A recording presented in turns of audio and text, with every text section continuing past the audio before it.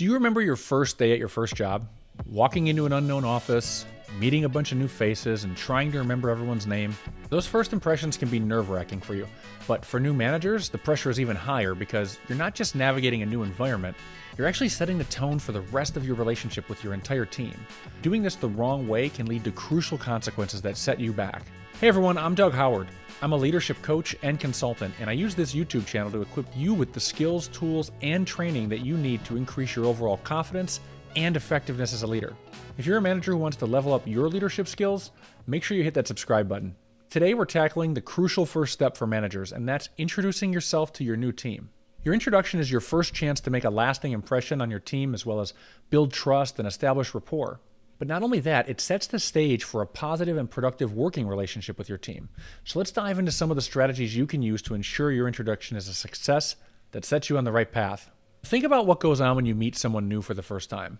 Their words, their demeanor, their body language, what they talk about, how they talk, all of this shapes what your perception of them is. It shapes how you perceive them, and it frames up the rest of your interactions with that person. The same goes for your team. A strong introduction sets a positive tone and shows your team you're confident, you're approachable, and that you're excited to be leading them. This also paves the way for open communication, collaboration, and ultimately a successful team dynamic. But on the other hand, a negative first impression sets you back, and you're actually fighting against that for the rest of your relationship with them. If they get the wrong impression about you, you're going to be working to change that perception of you.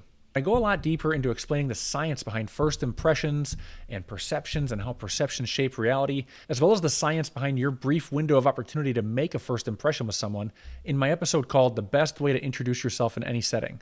I included a link to this episode in the description below, just in case you're interested in checking it out. Getting back on point, I want to focus on how do you introduce yourself to your new team as a manager. What should you actually say to your team during your introduction? The first thing you want to do is start by introducing yourself by name and your new role as the team manager.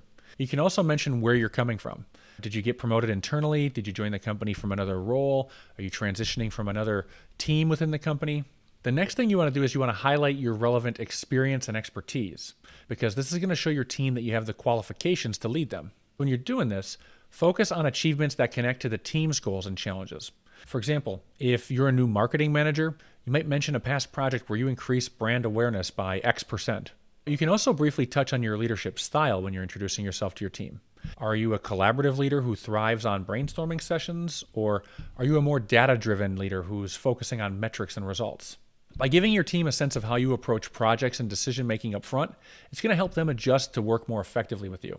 On this topic, if you're not sure what your leadership style is or how to describe it, you should check out my episode called The 8 Types of Leadership Styles in Management.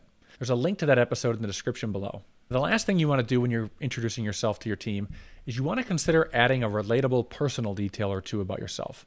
So just to get you thinking about this, do you have a passion for hiking? Or are you a dog lover? Do you play the guitar?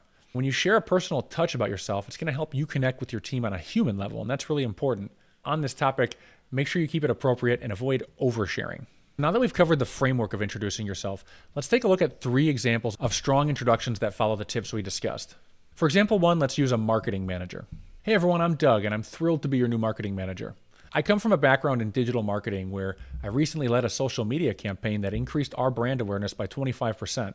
Now, the people who've worked with me before describe me as a collaborative leader because I thrive on brainstorming sessions and data-driven insight. In my free time, I love rock climbing and hiking and backpacking, so if anyone's interested in it, maybe we can plan a team outing where we're going backpacking, or maybe we go rock climbing in a gym. For now, I'm just excited to learn more about your current projects and how I can support your success. Please don't hesitate to ask any questions you might have. The reason this introduction is good is because it hits all the key points. In it, I'm highlighting my relevant experience with a quantifiable achievement, and I'm sharing about my leadership style, and I'm adding a personal touch at the end. Most importantly, I encouraged questions and I expressed my desire to support the team. In example 2, let's use a software engineering manager. Hey everyone, I'm Doug. I'm the new software engineering manager. I've been working in the software development field for the past 7 years, and in all my roles, I've had a strong focus on building user-friendly interfaces. I'm passionate about clean code and efficient development processes. What I'm looking forward to here is diving deeper into the current projects you're working on and to see how I can contribute my skills to help these projects move faster and more efficiently. Feel free to introduce yourself and to tell me a little bit about your role in the team. This introduction is good because it's concise and it's focused on technical expertise. It mentions my passion for a relevant aspect of the job, but it also expresses my eagerness to learn more about the team's work.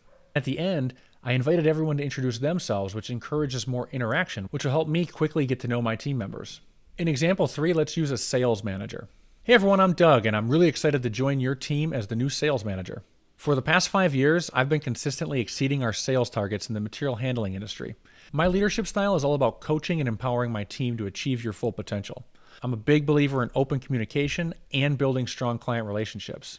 In my first few weeks, I'll be scheduling one-on-one meetings with all of you to get to know each of you better and to discuss your goals. But since we're all here together right now, is there anything specific you'd like to chat about today? This introduction is good because it showcases my proven track record in sales and it highlights my focus on team success. It also emphasizes open communication and it outlines my plan for connecting with individual team members so they're not wondering when they're going to get to know me. This proactive approach shows that I'm prepared and that I'm invested in building a strong team dynamic. Now that we've gone through some positive ways to introduce yourself to your team, let's talk about what you shouldn't say and what you shouldn't do during your introduction. Here are some seemingly harmless things that a lot of people make the mistake of doing when they introduce themselves to a team, and it ends up making a bad first impression. The first one is describing the accomplishments. Here's an example. Hey everyone, I'm the new manager. I've been working in various leadership roles for a while now, and I'm really excited to be here and contribute. I'm looking forward to getting to know all of you over the next few weeks. This introduction is stiff and it's impersonal. It tells your team nothing about your specific experience or qualifications, and it also doesn't really establish a connection with the team. Instead, it sets more of a formal tone that might not be appropriate for the company culture. Remember, you want to be approachable and relatable. The second thing you want to avoid is negative talk. Here's an example. Hey everyone, it's nice to meet all of you. Let's face it, things haven't been going well lately, but I'm here to turn this team around and get things back on track. This introduction is bad because it's focusing on negativity, which is a major turnoff to your team.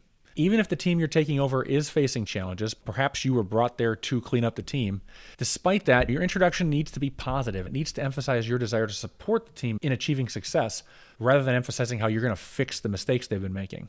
Here's a few more things you should avoid doing during your introduction to your team. Steer clear of oversharing personal information or bragging about past achievements or any type of negativity about previous roles or companies you've worked for. Nobody likes complaining, nobody likes negativity, and nobody wants to hear how much you hated your last boss on day one. Now let's talk about how you should deliver your message. Make sure you speak clearly and confidently, and make sure that you're projecting enthusiasm and excitement about your new role and towards the team. Tailoring your tone to the company culture is key. For example, if you're at a casual startup with a relaxed dress code and ping pong tables in the break room, a super formal introduction in a suit is going to stick out like a sore thumb. Make sure you read the room and adjust your formality accordingly. A few tips for how you can gauge the company culture in advance. First, do your research. Before your first day on the job, check the company website, check social media, and look for clues about the company culture. You can also ask the HR department. They'll quickly give you insights into the company's dress code and overall vibe. Next, you want to observe your team. When you arrive, take note of how your team members are dressed and how they interact with each other. Here's a few delivery tips on finding your voice for how you introduce yourself. First, and this is going to sound silly, but you should practice your introduction beforehand. A lot of times we take introductions for granted, but honestly, you're going to be introducing yourself to a lot of people over and over again, and you're going to repeat yourself a lot. So why don't you get in the habit of practicing it? This is going to help you sound confident and polished. When you're doing this, don't just practice the words, but you want to practice positive body language. You want to make sure you're making eye contact. You want to smile. You want to stand tall with good posture. Also, you want to make sure you vary your tone. If you haven't noticed throughout this recording of me, I always vary my tone because if I give you a monotone delivery like this, it's going to lose your attention. It's going to feel very insincere and it's going to feel like I'm just reading from a script. So avoid monotone delivery. Voice inflection is going to keep your introduction engaging. Humor can also be a powerful tool here. A well-placed joke can break the ice, but avoid anything offensive or unprofessional. Something else I want to emphasize here is you want to make sure that you're encouraging open communication in your introduction. Don't just deliver a monologue where it's a one-way transactional introduction where you just check the box and be done. You want to make your introduction very interactive, and you want to do it in a way that encourages questions and open communication. A very simple way to do this is by ending your introduction with an engaging question. So some questions I like to use when I'm introducing myself is questions like these. Is there anything I can clarify about my background or leadership style? What are some of the biggest challenges you're currently facing as a team right now? Is there anything you'd like me to prioritize during my first few weeks here? What are some of the best practices you've developed here that I should be aware of right away? Is there a particular area where you think I can add the most value right away? Asking questions like these right away when you first meet the team shows that you're open to feedback, and it creates a two-way conversation with your team. This would be a good time for you to briefly discuss upcoming plans for the team. Now, when you're doing this in your introduction, this would also be a good time for you to briefly discuss any of your upcoming plans for team meetings or one-on-one sessions too, because this is going to give your team the heads up, and it's going to show that you're organized and ready to hit the ground running. Most importantly, when you're doing this, emphasize your commitment to open communication and transparency, because when you do this, it's letting them know that they can come to you with any questions and concerns, because who knows, the manager that was there before you might not have been like that. Meanwhile, an open door policy quickly fosters trust and builds a collaborative team environment. One last tip before we wrap up. Make sure you go into your introduction fully prepared to answer some of these common questions from your team, such as, what is your leadership style? What are your goals for the team? What can we expect from you in the coming weeks? How can we best support you in this new role? These are the questions that everyone on your new team will be wondering, so make sure you have clear and concise answers at the ready. Remember, a successful introduction is just the first step in building a strong and successful team. But if you want to make sure you hit the ground running in your new role, you need to know how to quickly build relationships with your team, your boss, and cross-functional teams, which is why you should check out my episode called How to Quickly Build Relationships with Anyone. I included a link to that episode in the description.